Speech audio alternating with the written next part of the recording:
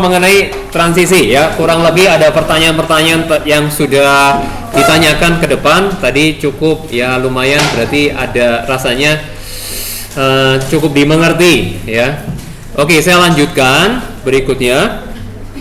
Untuk mengenai sifat yang ada di transisi, kemarin kita sudah bahas sampai yang ini ya, nomor 5. Ia dapat membentuk ion kompleks atau senyawa kompleks ya. Jadi kompleks ini bisa dibentuk oleh ion transisi bergabung dengan ligan. Ikatannya adalah ikatan kovalen koordinasi ya. Dan itu bisa bermuatan negatif atau nanti bisa bermuatan positif. Kita akan bahas lebih lanjut nanti. Nah, sifat yang keenam yang dimiliki oleh logam transisi, dia bersifat katalitik ya. Dan ini dipakai di dalam industri. Contoh, untuk menghasilkan NH3 di pabrik itu kita menggunakan katalis besi. Nanti itu di bab 4 kita pelajari lebih banyak yang dihafal. Ya. Ya, begitulah bab ini ya. Jadi kalian juga bersabar. Oke, nah perhatikan ya. Zinc dan unsur golongan 2B lainnya termasuk CD dan Hg itu seringkali memperlihatkan sifat yang berbeda dengan unsur transisi lainnya.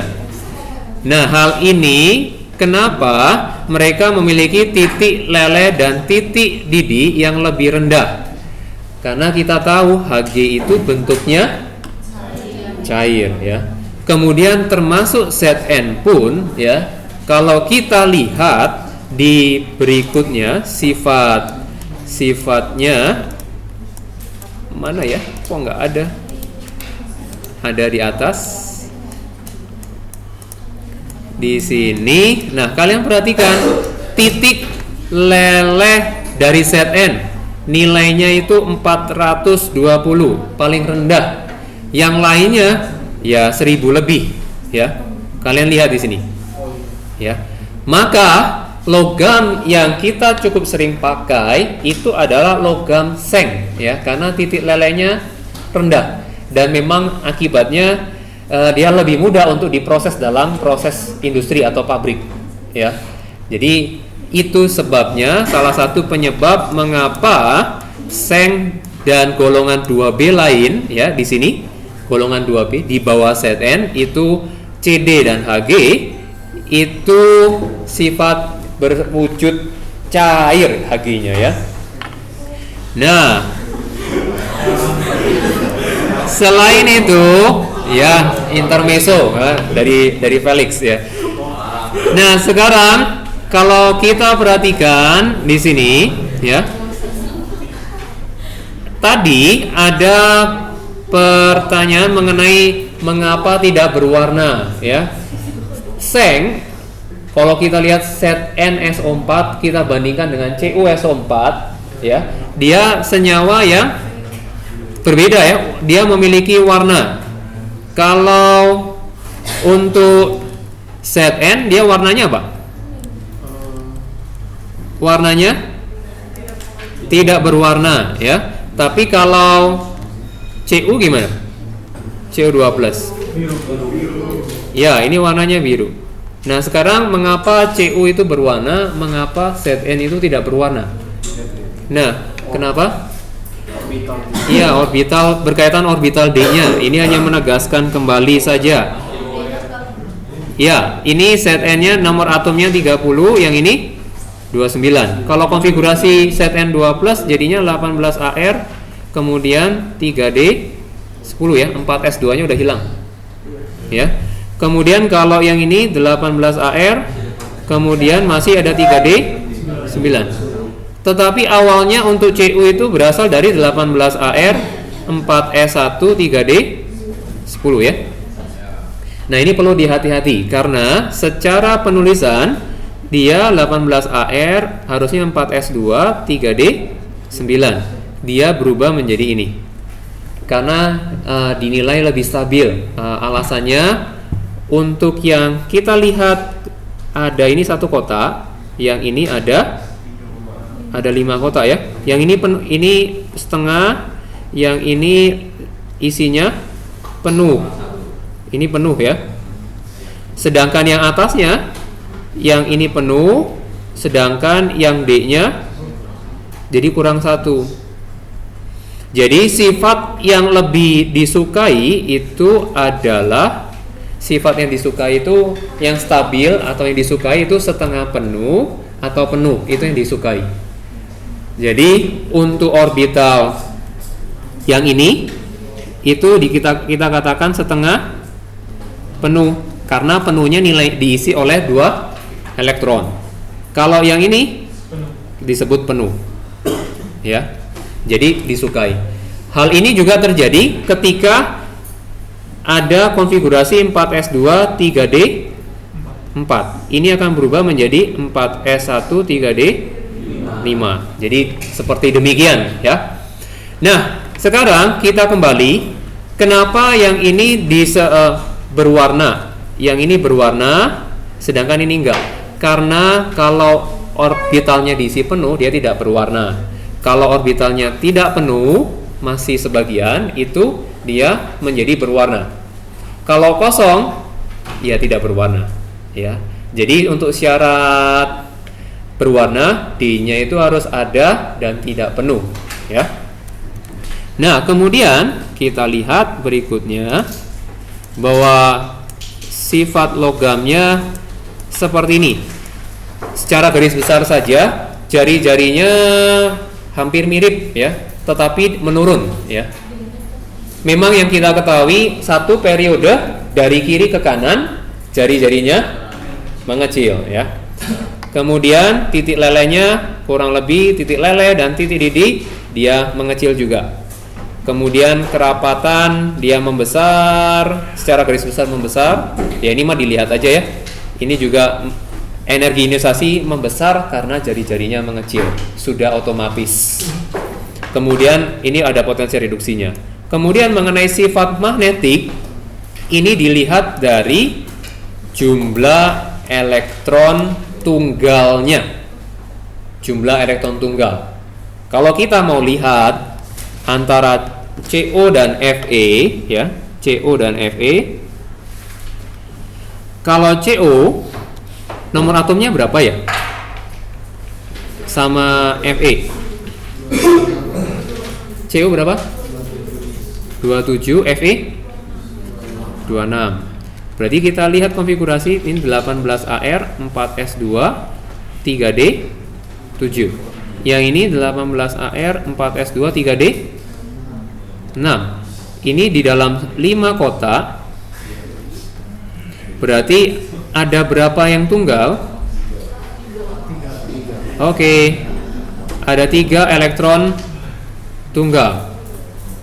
Sedangkan yang Fe ada 4 elektron tunggal. Kebayang ya? Jadi yang bersifat lebih paramagnetik adalah Fe. Udah, seperti itu aja. Nah, ada pertanyaan dulu? Jadi yang ya. Tadi yang untuk berwarna tidak berwarna. Ya. Si orbital S nya mempengaruhi apa? Tidak. Yang mempengaruhi hanya 3D. Ya. Nanti kita bahas lebih lanjut kenapa dia berwarna. Oke. Nah, ini yang merupakan senyawa berwarna ya, memang berwarna. Ini bilangan oksidasi yang kemarin sempat kita diskusikan. Jadi ada maksimumnya, tetapi ada yang stabil. Ini maksimumnya plus 3, ini plus 4, 5, 6, 7, kemudian menurun. Ya. Tetapi yang stabilnya itu ditandai dengan tanda bintang di sini. Ya, Mn2+, Mn4+ itu stabil. Kalau untuk Fe2+ sama Fe3+ stabil. Ya ini mah kondisi di alam demikian lah. Jadi ini ya salah satu dihafal begitu ya. Oke. Nah, kemudian kita masuk ke tata nama senyawa kompleks. Nah, ini. Kenapa? Iya, perlu kasih nama.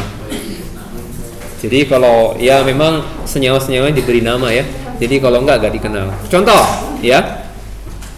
Kita amati di sini. Kalau kalian amati K4FeCN6 ya. Di sini ini termasuk senyawa ion ya, senyawa ion. Senyawa ion kompleks. Untuk kita bisa pecah berarti senyawa ini menjadi K+, kemudian FCN6 4-. Tahu asal dari 4- tahu ya? Jadi karena di sini ada K plusnya ada 4. Jadi ketika dijumlahkan untuk menjadi senyawa ion harus nilainya 0 ya. Nah, kalian perhatikan tata namanya. Di sini kalau dia menjadi negatif, senyawa ion kompleks negatif, di belakangnya itu harus pakai kata at. Ya, harus pakai kata at. Kemudian yang ini ada kata heksa. Heksa itu menunjukkan jumlah ligan. Kemudian nama ligannya itu CN, ya heksacyano. Nah, kalau besi itu nama latinnya atau nama Yunani, nama latin ya. Nama latinnya itu ferrum, berubah menjadi ferat. Kalau angka 2 di sini berasal dari mana? Karena Fe2+ ya. Kalau saya pakai katakan Cu2+ ya, misalkan Cu2+, dia kalau Cu nama latinnya apa? Cuprum. Karena kalau misalkan dia menjadi negatif menjadi kupra. Ya. Bukan kupret ya. Nah, kalau ini PT nama latinnya apa? Platinum. Berarti menjadi platina. Oke. Nah, kalau CR? Hah? CR? Kroma ya. Kalau AG? Argentum menjadi argentat. Nah, sekarang kalau AU?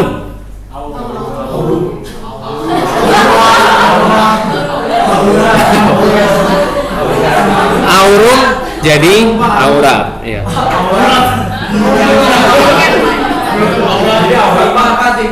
Ya, jadi aurat.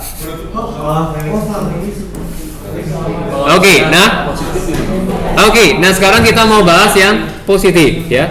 Yang positif ini contohnya CuNH3,4SO4 ya. Jadi kita pecah menjadi CuNH3,4 2+ dan SO4 2-. Nah, senyawa kompleksnya dia menjadi positif di sini. Maka kalau positif namanya nama biasa, nama Indonesia ya. Jadi makanya ini NH3 nama ligannya kita katakan amin. Tinggal dilihat di tabel ya. Jadi amin ada 4 tetraamin, kemudian ini tembaga, terus 2+ ya. Makanya di sini lambangnya 2 Romawi, kemudian sulfat ya. Kalau PP berarti ya, lead jadi lidat ya. Oh enggak, berarti ya pakai plumbum, berarti plumbat ya. Kalau ya sekarang ya, kalau kemudian ada 4 1 2 3 pakai ini ya, mono, di, tri, tetra, penta, heksa, seperti senyawa kimia organik ya. Nah, sekarang perhatikan yang ini tabel contoh nama-namanya nih ya. Berarti yang ini Ag NH3Cl ini bermuatan sebagai positif, makanya kita sebut diamin perak 1 klorida ya. Sekarang kalau yang ini kasih contoh di sini saja. K Ag CN2. Ini kita pecah menjadi K+ Ag CN2 -1 ya. Berarti kita namakan ini di cyano argentat berapa nih? Kita lihat ini min 2 ditambah berapa? Jadi plus ya. Jadi argentat 1. Kemudian di depannya kita namakan kalium. Gampang kok. Ya. Oke. Nah, saya lanjutkan. Nanti ya ini nanti PR-nya ada di sini. Nanti kalian kerjakan. Ya. Nah, sekarang saya mau bahas ini ya. Hah?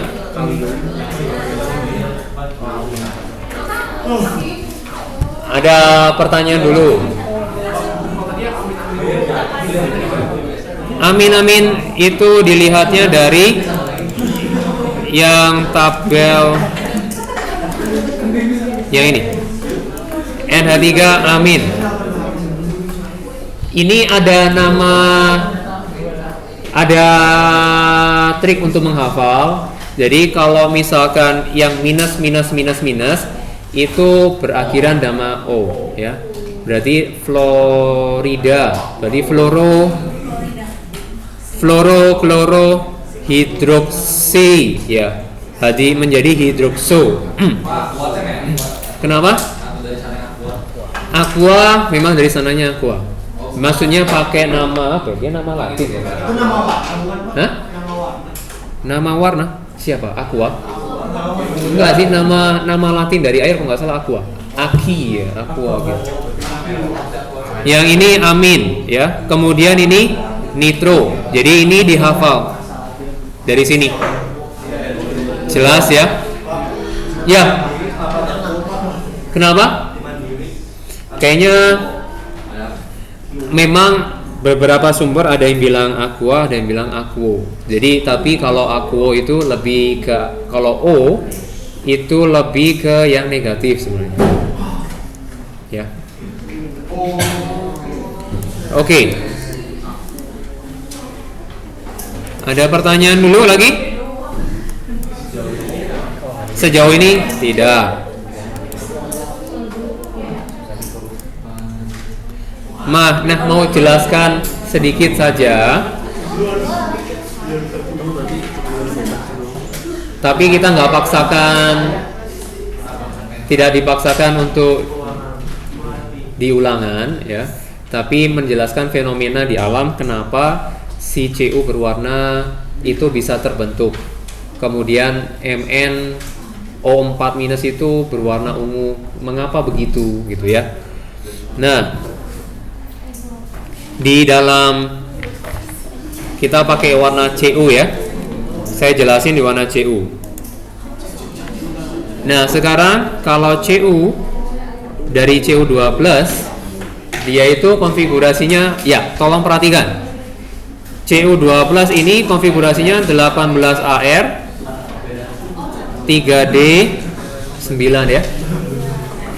Di dalam orbitalnya, orbital D, dia terisi 9 elektron. Kalau terjadi senyawa kompleks, ya senyawa kompleks, kan dia membentuk ligan ya. Ada orbital yang memang terisi, yaitu orbital dari 4s sama 4p ya. Kemudian dan juga ada yang 4D. Kalau misalkan dia ada 6 ligan, ya 6 ligan. 6 ligan itu dia punya pasangan elektron, ya. Pasangan elektron itu menyebabkan orbital D itu mengalami yang kita namakan pemisahan energi. Jadi ada yang 2 di atas, ada yang 3 di bawah. Jadi orbital 3D di ion Cu2+ dia mengalami pemisahan energi akibat interaksi dengan elektron yang ada di ligan, ya, pecah. elektronnya jumlahnya bagaimana? Tetap 9. Ya, 1 2 3 4 5 6 7 8 9. Ya, tetap.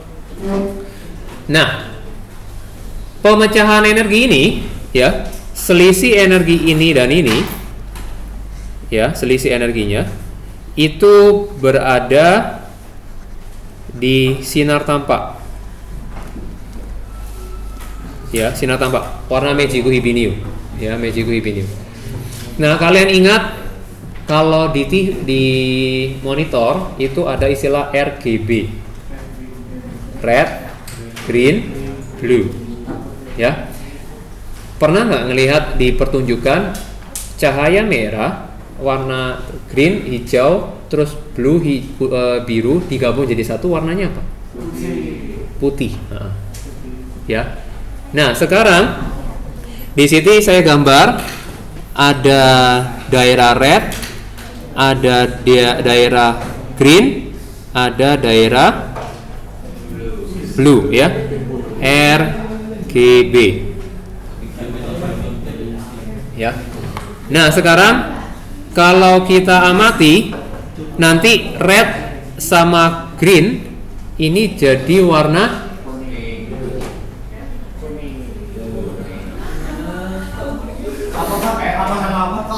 red sama green. Merah sama hijau. Kalau nggak salah lebih ke orange kalau nggak salah. Bukan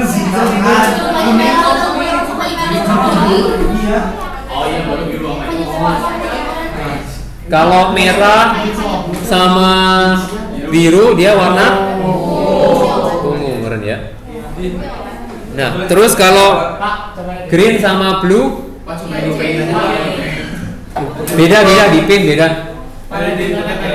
Di internet.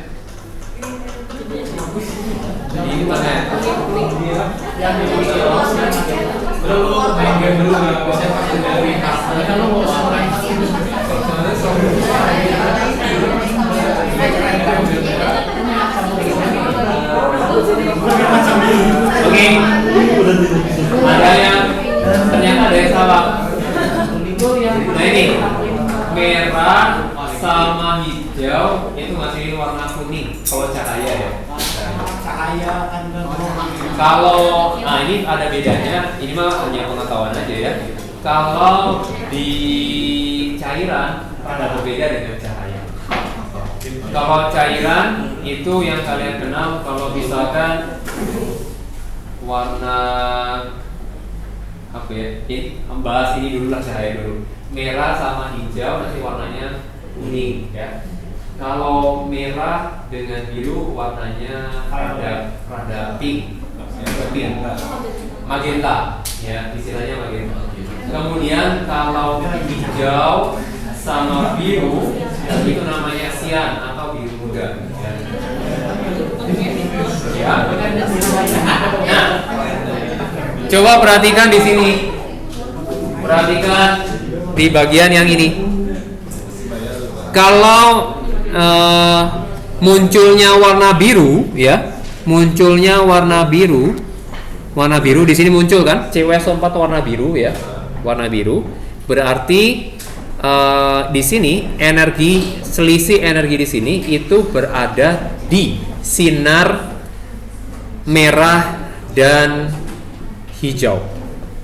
Jadi untuk CU12 orbital di sini menyerap energi sinar tampak merah dan hijau sehingga elektronnya naik ke atas.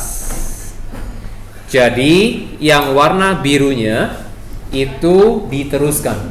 Itulah yang teramati oleh mata. Begitu. Ya.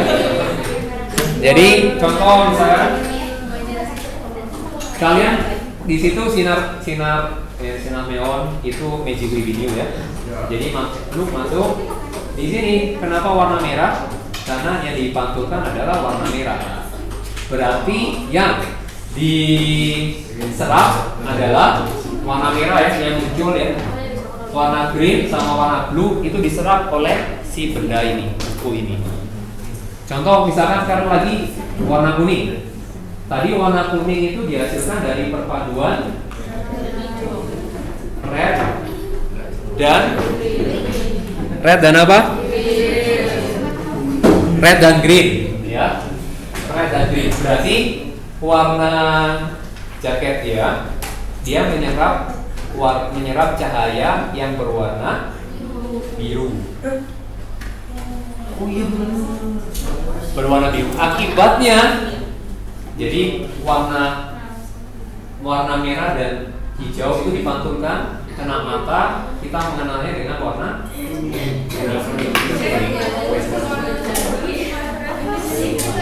ya. Jadi apa yang kalian lihat itu berbeda dengan warna yang diserap oleh suatu benda. Ya. Jadi yang kita lihat Justru yang diteruskan itu yang kita lihat. Aslinya diserap.